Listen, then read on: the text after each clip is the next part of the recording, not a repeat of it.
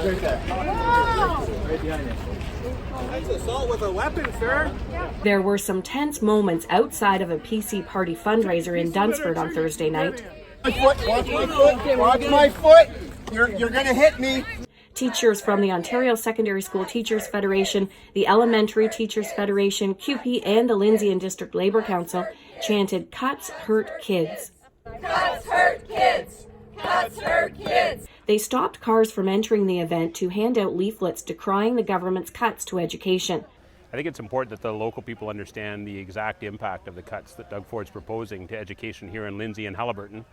What we know is that in Trillium Lakelands, in this area alone, there's going to be 15 less high school teachers than there were last year. There's going to be 60 less sections in our 3 local high schools.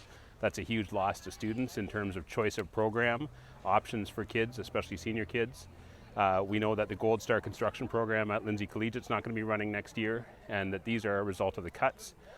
There was an announcement today about funding, and that is really amounts to being stopgap funding to move the funding ratio from 22-1 to 28-1. And so the funding today is not new funding, it's funding to prevent some of the losses. That's really what it amounts to. Plainclothed police officers were brought in by representatives for the PC party. So we're with a special team, so I'm with the provincial liaison team, and what we do is we come to any contentious event like this, and we just work on making sure that people are safe, and sometimes the uniform gets in the way of being able to establish relationships with people, right? So we come in plain clothes, and we just work on establishing relationships with you guys and keeping everybody safe. We were told no media was allowed inside the event.